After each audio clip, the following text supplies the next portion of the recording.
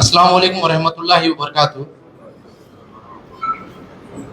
ఈ భారతదేశంలో విశ్వ హిందూ పరిషత్ అంటే విశ్వంలోనే హిందువుల పరిషత్ పవిత్రమైన ఆ వ్యవస్థాపకుడు మన అధ్యక్షుడు మా ప్రతాప్ చిన్నాయన్ గారికి, బీజేపీ జిల్లా అధ్యక్షుడు మన మిత్రుడు సోదరుడు నీలకంఠప్ప గారికి, అలాగే మన విఠా రమేష్ ఎవరైతే శాశ్వతంగా ఆ సమాధుల దగ్గర ఆడైపోయి పంటుంటారో దానికి కాటుకాపరిగా పనిచేసే విశాలమైన మనసు ఉండే విఠా రమేష్ గారికి, అలాగే పోలీస్ అంటే డ్యూటీ కాదు అది నా కర్తవ్యం అని భావించి డ్యూటీ చేసే పోలీసు సోదరులకి, పోలీస్ ఆఫీసర్లకి, అలాగే మా గ్లామర్ సిఈ గారికి, శ్రీరామ్ గారికి, చూస్తే ఫిలింలో పని చూసే స్టూడెంట్ లాగా ఉంటారు సార్ మీరు.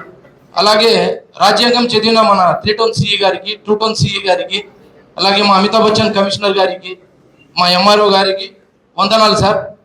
సార్ ఇవన్నీ పేర్లు ఎందుకు చెప్తున్నానంటే మీరు కష్టపడి మమ్మల్ని ఒక ప్లాట్ఫారం అయితే తెస్తున్నారు కాబట్టి మీ పేర్లు చెప్పాల్సిందే సార్. సో సార్ బక్రీద్ అంటే ఏమి సార్? త్యాగానికి మారు పేరు బక్రీద్ పండగ సార్. కుర్బానీ అంటే త్యాగము, కుర్బానీ అంటే బలి త్యాగము అని అర్థం సార్. సార్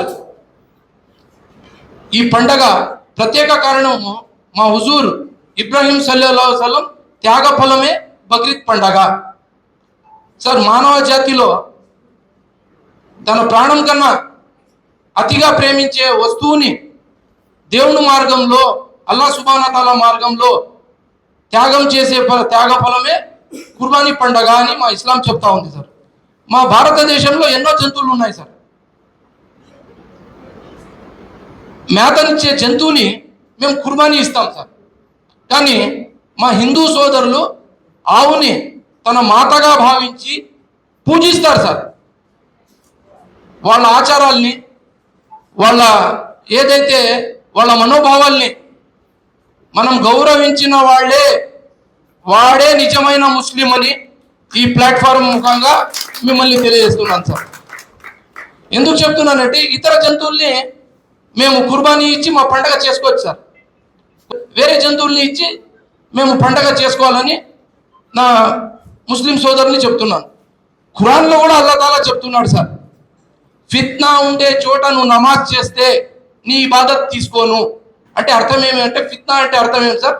లిటికేషన్ ఉండే చోట అంటే ఫిత్నా ఉండే ఆవుని ఇప్పుడు ఎవరైతే మా హిందూ సోదరులు మాతగా భావిస్తారో, ఆవుని వాళ్ళు పూజిస్తారో, ఆ పవిత్రమైన ఆవుని మనం కుర్బానీ ఇచ్చి వాళ్ళ మనసుని బాధ పెడితే నీ కుర్బానీ కుబుల్ చేయను అన్నాడు దేవుడు ఖురాన్లో. సో సార్ మా ఇస్లాంలో పంది తినడం హరాం ఉంది సార్. కాబట్టి వేరే తినేవాళ్ళు మా ముస్లిం మనోభావాల్ని దెబ్బతీయకుండా వేరే చోట పోయి తింటారు సార్. అలాంటి హిందూ సోదరులకి వాళ్ళకి పాదాభివందనాలు చేస్తారు సార్. నిజమైన హిందూ ఎవరంటే వాడే సార్. ఎందుకంటే ఇతరుల భావాల్ని, మనోభావం తీయలేకున్నట్ల దూరం పోయి వాళ్ళు సేవిస్తారు కాబట్టి. సార్ మా సోదరుడు ఒక కింద మా బుద్ధారెడ్డి మామ అని ఉన్నాడు సార్. బావా ఇది ఉమ్రా అంటారు, కొంతమంది హజ్ అంటారు అంటే, ఆ బావా హజ్ అంటే ఏం సార్, ఉమ్రా అంటే ఏమి సార్? మా భారతదేశంలో దర్గాలు ఉన్నాయి, గుళ్ళు ఉన్నాయి సార్. దర్గాకి ప్రతిదినం మనము ఫాతిహా చేయనీకి పోతే అది ఉమ్రా అంటారు సార్. ఏదైతే మనం పవిత్రమైన గుడికి పోతామో, పూజించేకి పోతామో, డైలీ పోయేదానికి ఉమ్రా అంటాం.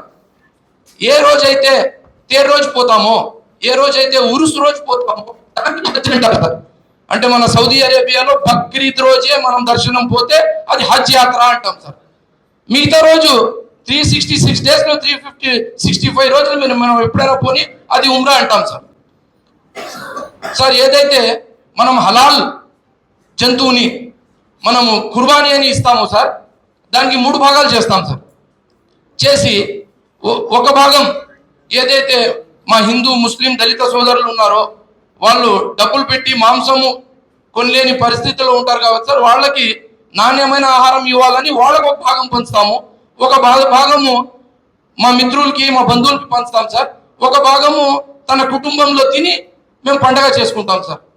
సో ఈ పండగ పేరే త్యాగం కాబట్టి మనము మా హిందూ సోదరుల మనోభావాల్ని దెబ్బతీస్తే మా బక్రీద్లో ఏదైతే అల్లా కుబుల్ చేయాలా అది కుబుల్ కాదు అని నేను ఈ మీడియా ముఖంగా తెలియజేసి ఈ సభని ముగిస్తున్నాను సార్.